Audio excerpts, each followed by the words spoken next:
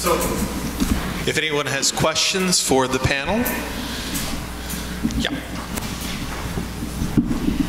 Whenever you hear the ads, the political ads, you know, saying, oh, so-and-so wants to close Planned Parenthood, and then the women say, where am I going to go for my health care? What percentage of women come in for their health care compared to coming in mainly for abortions? How many people are going to be lost? Well, I think the answer to that is kind of twofold. First of all, there's federally qualified health centers all across the country, and they're federally funded centers that have physicians on staff, unlike Planned Parenthood. They have regular office hours, unlike Planned Parenthood, and they offer comprehensive health care, unlike Planned Parenthood. The only similarity between an FQHC and Planned Parenthood is they both operate on a sliding discount. So women that can't pay can still go to an FQHC and get health care. So that's one of the biggest things. But you'll hear a lot of talk about, well, you can't close Planned Parenthood because where will those women go? And at most rural centers, all across the country, there are no doctors on staff. They have very limited hours. If you go there and get your birth control pills, you still have to go someplace else to see a doctor for anything else. Cold, flu, ingrown toenail, I mean anything. You have to go someplace else because Planned Parenthood's scope is very limited. And the amount of dollars that we pour into Planned Parenthood every year gives us no return. I mean, we would have a much better bang for our buck, so to speak, a lot better health care for women, funneling all that money into these FQHCs. Does that answer your question? Thank you. I think our advertising needs to say that. It does. I think that the pro-life side needs to say, but Planned Parenthood does not provide any of that for women. Yeah, I agree. Here in Iowa, there are about 214 of those federally qualified healthcare centers. Planned Parenthood is now down to 13 clinics.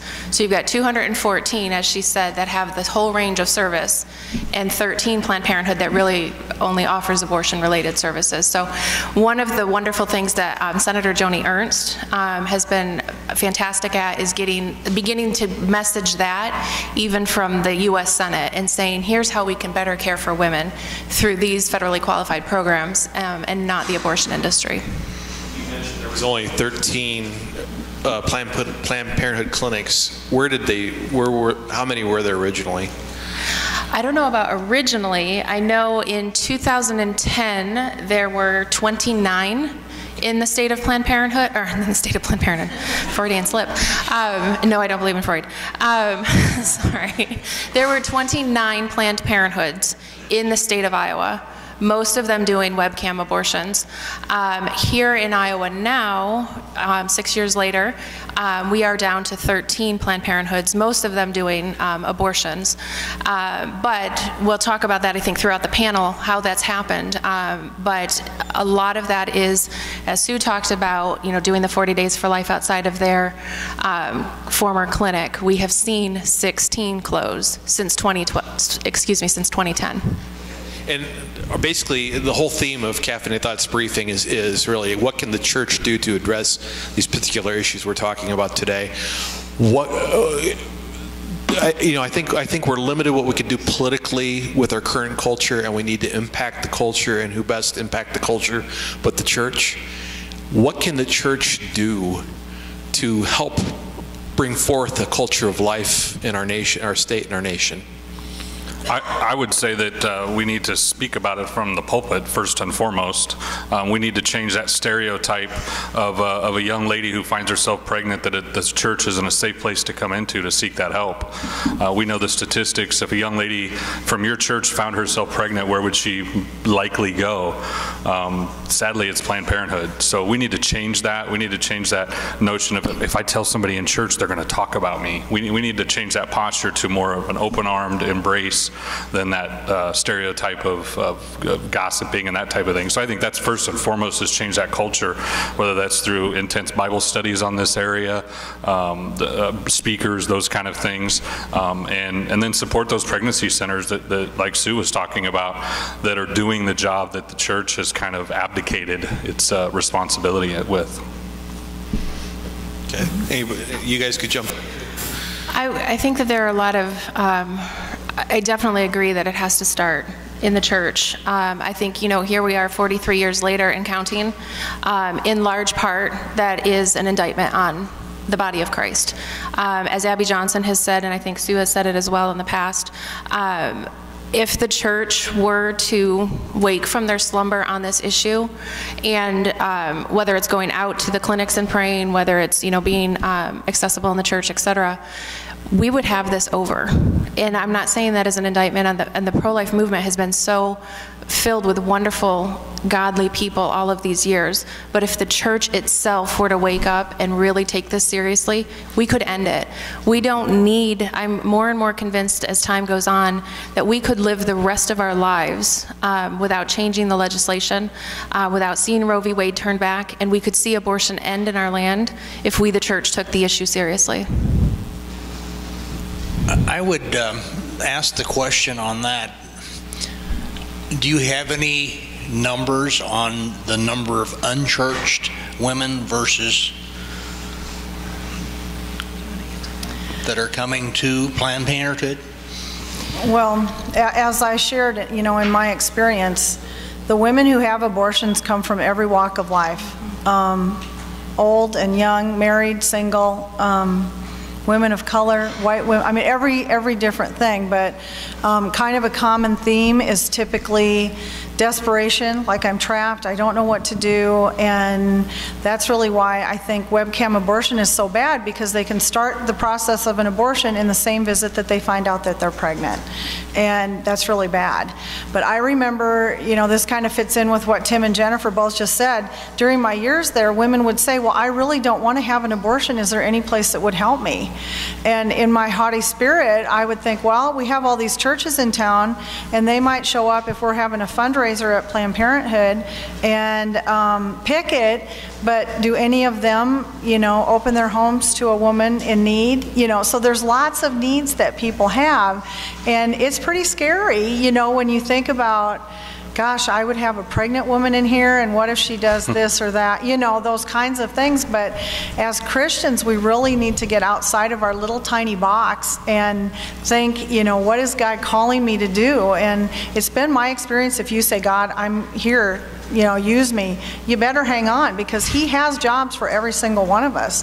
But, you know, if we stay in our little box, He can't use us. So, not that I'm trying to convict anybody, but that's how it was for me. So I've heard of a number that's been said, and I don't know how current this is, but that I believe that I've read somewhere that 70% of the women who've had an abortion claim to be Christian of some denomination.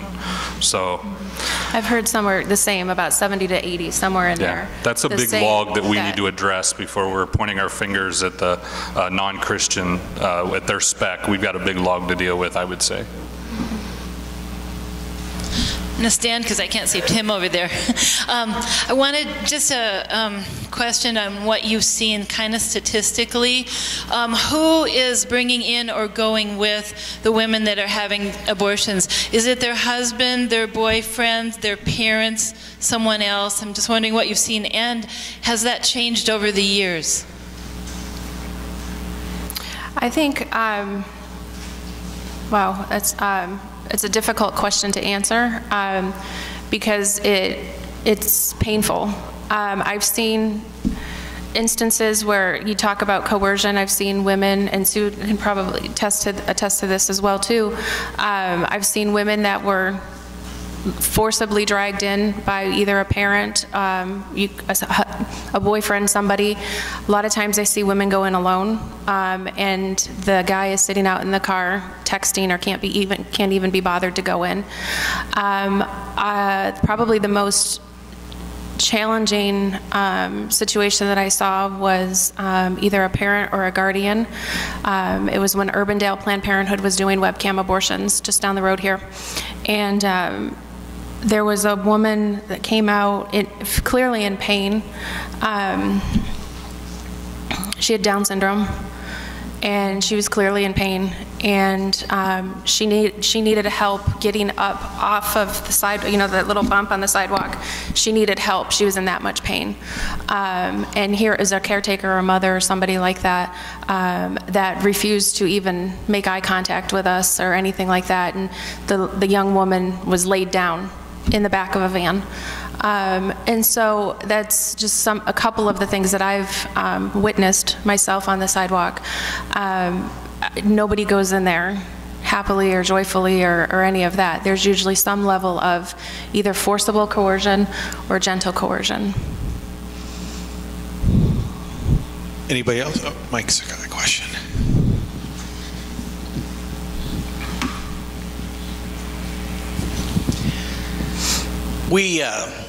We're pretty active as a church in this issue, and we have a group even of people that meet regularly. We have gone through curriculum, like that Life is Best curriculum. We took our whole church through that, and it's great stuff. But it still can't replace prayer, in my opinion. And we try to get out. Our church is very close to the clinic right on Army Post Road, so we try to get out there as regularly as we can to pray in front of the clinic. But it's not a very popular thing. People just don't do that. And it's not so much as a question, I guess, as a statement. Just I would say my heart would be that now more than ever, we gotta get the church to be praying about this issue. Nothing's going to change unless the church starts to get on their knees. So I thank you. And Sue, I want to talk to you. I want you to come sometime to our church because I would love to have you encourage our people. So thank you.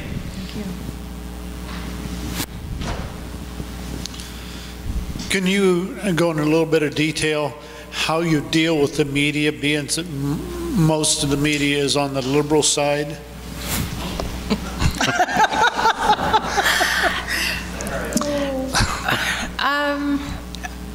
It's a love-hate relationship. I'm not gonna lie.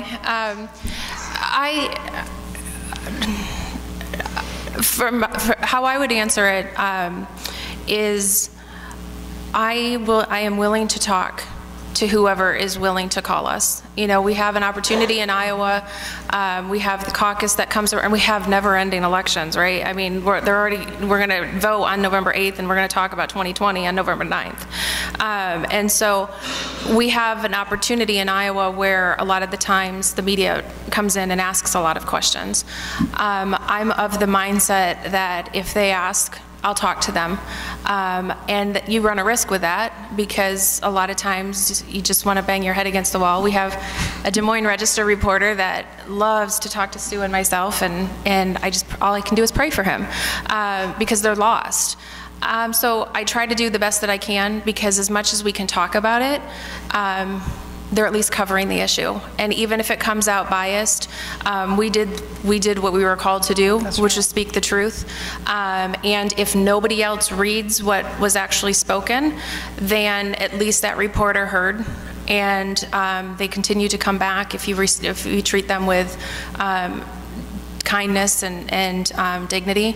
And it can be hard. It can be challenging. It can be, we just had a story run this morning in the Quad City newspaper on the Supreme Court justices. And that was actually just somebody picking up a press release that we had sent a week ago. So the idea is that as much as we can talk about it, it's on them as the hearer to share the truth. But it is definitely, one of those pixie stick like communications, because the truth, you probably have seen with I think it's the Associated Press that has a manual on how they're supposed to write about things. You never call an abortion resistor, you never call them a pro-lifer. You always call them, and insert, something that's not flattering. There's a manual out there for us. Anti-choice. And so we're always, we're battling against that. But at the same time, no law was passed in the state of Iowa, despite trying. No law was passed to end webcam abortion. No law has been passed to end late-term abortion in Iowa. It's still happening through all 9 months. And we're seeing clinics close. We're seeing a dramatic, we've seen 40% decrease in abortions in Iowa since 2007. All that's happening despite the media telling the truth. And so that's just by people, like Pastor said, you know, it's people like us falling to our knees and praying about the issue and talking to the media whether they want to hear what we have to say or not. I know that last year when the videos came out, one of our representatives was, they ran the TV camera right up in front of him, and he made sure that every sentence ended with something he wanted to make sure was in there that they couldn't edit out. So if you're really good, I suppose, and that wasn't me that did that, but if you're really good, you know how to do that and make sure that the words are that you want to make sure make the news story. There was no way for them to edit it to make it chop out the words he wanted to make sure they heard. So. We just have just a couple minutes left because we're kind of running behind. Just want to ask you, just what are some resources that there's a handful of pastors here today, but most of us aren't. What are some resources we can give to our pastor or point them to encourage them to talk about this more often from the pulpit? For instance, I know there's Sanctity of Life Sunday, even though we don't necessarily want to relegate it to just one Sunday a year. 40 Days for Life. Are there any other resources we can share? We had a few volunteers that handed out the handouts to you a few minutes ago, and I would, knowledge is power. That's something that Iowa Right to Life works very hard to put together, fact sheets and information, so that I encourage you to take those home, read those, share those. They're also all on our website. Those resources are there to equip you to be able to, like the question was earlier about federally qualified healthcare centers, et cetera. The more information, the more truth that we have, the more we can continue to speak that out. So I'd encourage you to take those, share those. Another thing that we have back at our table, as well as at any point, our little 12-week baby models. Iowa Right to Life has given away over 100,000 of these, true to weight, true to size, for most pregnancies. We've given away 100,000 of these over in the last couple years. These are our most powerful, outside of prayer, I believe these are our most powerful, effective tools because they speak for themselves. And Iowa Right to Life has several of them back there for you to take if you'd like to give those out, etc. Another thing, and I'll just close my part with this.